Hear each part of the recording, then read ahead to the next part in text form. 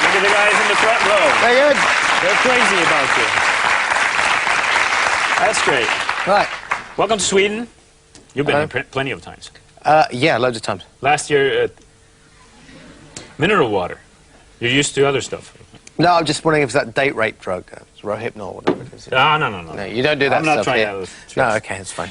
You left Iron Maiden in 1993 after more than a decade of successful albums and touring. Yep. And now you're back. Yes. Why is that? What made you come back? Well, we're going to put Iron Maiden back as the #1 heavy metal band in the world. That's a good mission. That's a good reason to come back, isn't it? Right. You know, I mean, it's, you know. Drink to that again. You sold like 50 million albums, so I mean, there's... I'll take your word for that. I wasn't counting, but I mean, yeah, it says it in the press release, does it? Oh no, this is not. These are my questions. All right. We're going to take a look at They're some... in Swedish. No, They are in oh, Swedish. yes, Yeah. they're in You want to English. read this, the announcement again? This is what I said before you came in. Oh. Okay, fine. Yeah. We're going to take a look at a few Good stuff, this. Isn't it? Yeah. Yeah, it's mineral water. Have a look at the monitor right there. We have some pictures from the good old days when you were rocking away. This is what it looked like.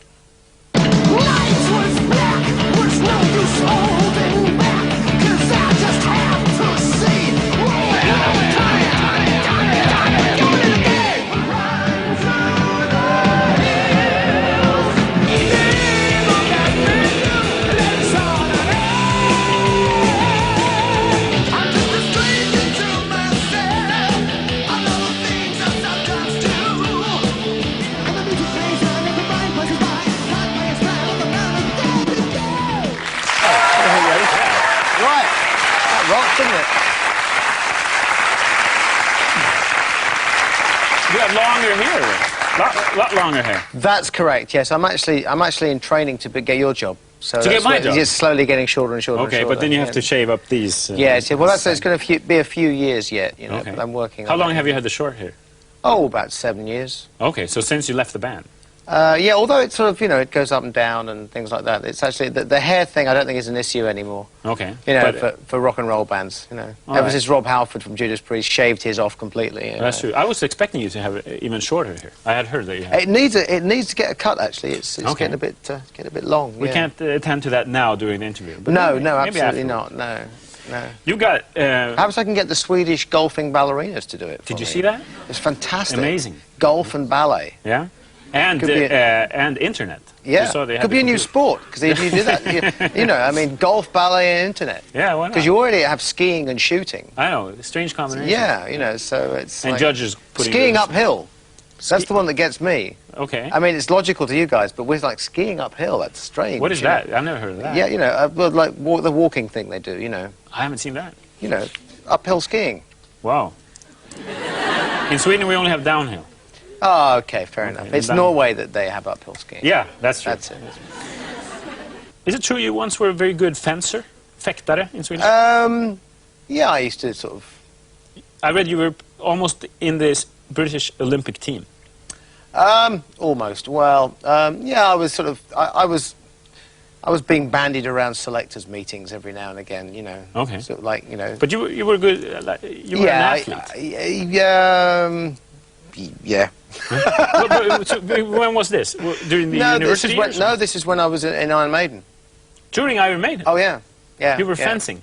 I used to train. In fact, I mean, this is a long time ago now, but 80, 88, something like that. That was like my my little peak year. Okay. You know. What's the biggest prize you've won, fencing?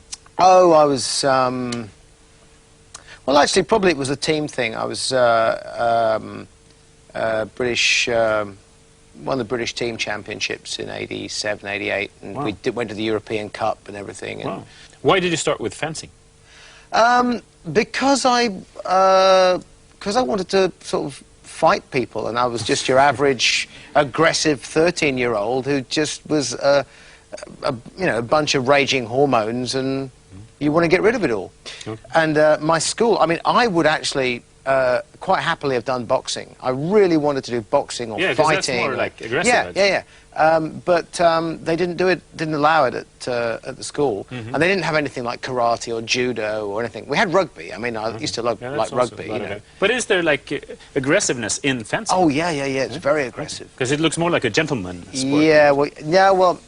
At competitions, it's very, very aggressive, very physical. But the nice thing about it is that through fencing, I learnt that fencing was a terrific way of getting all those aggressions out without being, violent or anything else like that. And also learning to, at the same time, be sort of calm.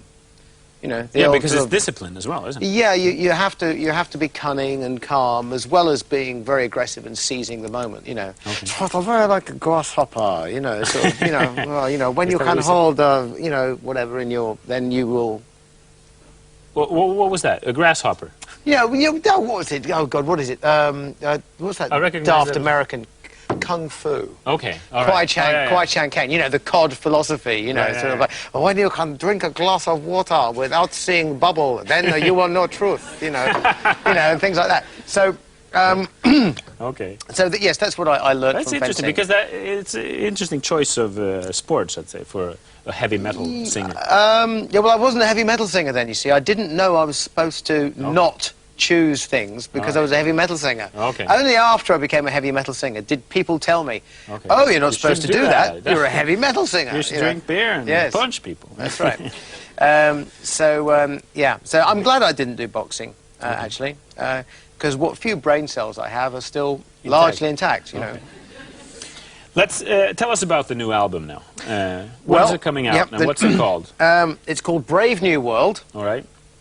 And it's coming out at the end of May. All right. And there's a single coming out on May the 1st called The Wicker Man. Okay. And this is the first Iron Maiden album you're on since 93. Since God knows, 93. And my opinion, for what it's worth, it's the best sounding Iron Maiden record there has ever been. Okay. Is there a monster on the cover? We're still working on the cover. Okay. We're still working on it. So there may be a monster, there may not be a monster. Oh. Which this, well, it had Tony to be Blair one or the other, didn't it, really? I mean, his head off.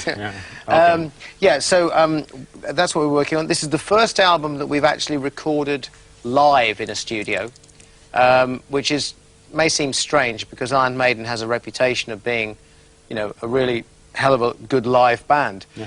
But for some reason in the past, we've never recorded live as we do on stage. This one we did. We got a new producer, a guy called Kevin Shirley, who's worked with Aerosmith and a bunch of people. And you've got the best sounding Iron Maiden record. Could you sing a few lines for me here? No, I'm a professional. You have to pay me lots of money. Okay, I see. And then you're coming to Sjöhistoriska museet in the summer, playing for us. Yes, that's the Swedish Naval Museum. Right. I'm just testing. I'm just making sure that you weren't saying something. And it's out in the open, a great field. Yeah. And that's very exciting because Sweden is a terrific place for heavy metal, for rock music. You have a lot of fans here. Yeah, that's We're looking forward to your visit. Thanks for coming to talk to us. Thank you very much. Bruce Dickinson is here. Cheers. Thanks. Thank you.